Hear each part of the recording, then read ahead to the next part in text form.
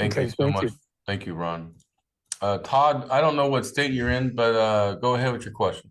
I'm in the great state of Florida. But Mike, we've actually met in the past. We were at a meeting at Trisha's house in St. Pete for some time that Merida set up. And I am aware of something that you paid a great deal of money for, which was a trip to Italy to meet with someone who knew a lot about how they stole the 2020 election.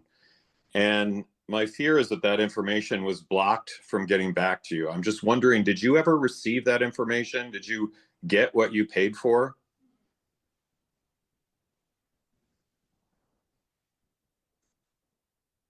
Connected to Bowman. Mike just vanished. I don't think he. Maybe he got a phone call or something. Yeah. Oh, well, on that note, Philip? Yep. Yeah, I'm here. I'm not I sure guess that we're over the target. I'm not sure that I can answer that particular question. I do know a little bit about that story. Can we ask I don't know as though disappeared? verbally I could do it justice. I know a few people that have written intensely on that subject. I'll try to find that and give it to the crowd somehow. I'm not, I'd have to do some digging, but I am familiar with that subject. Copy that. Well, thanks, Todd. For whatever reason, Mike is not with us now. He's there. He is. Oh, well, hang on then. Mike, are you Question for still you, there? Philip. It says Zoom's user, so he's okay. That's might have him. come back in under a. It just says Zoom user. There I am, you guys. I don't know what happened there.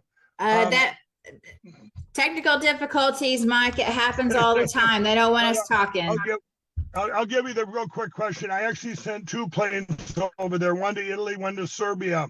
And no, I did not get my information. I was going to extract whistleblowers out of Serbia. He just missed it. That got stopped. I believe on the first one, I believe Pompeo was involved in stopping me. There's a lot of things I could say subjectively, but there was it was disgusting. But here's the way I look at those, you guys.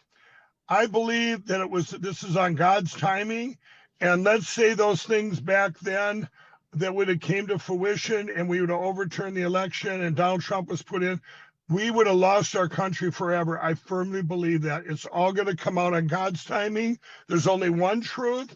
And I can look back and say all the tens and tens and tens of millions of dollars that's gone, it wasn't gone in vain. And we've come this far. We're in a great position to keep moving forward. And it wasn't the right time. We've got, as we get in now and save the American dream, all these things, just like my 2012 for my pillow, all these things have to be revealed. The uniparty, what people call rhinos, I call them the uniparty, that are working together when the Bushes and the Clintons and the Obamas working together.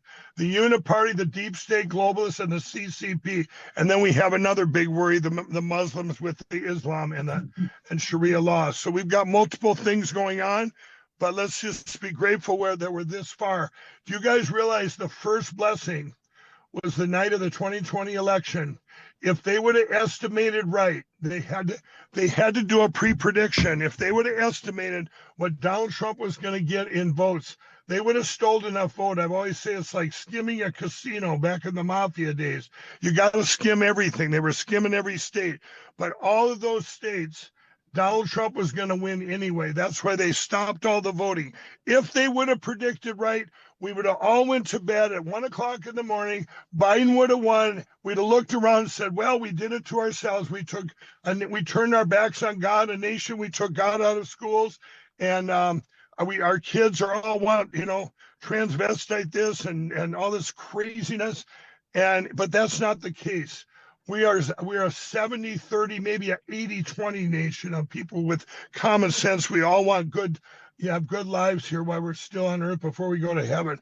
So I look at all those things. I got to look back and say, because they say, Mike, would you have changed anything now knowing what you know now? I wouldn't change a thing if it wouldn't be where we're at right now, everybody. So let's just keep up, keep optimistic. But to answer the original question, I got nothing out of that.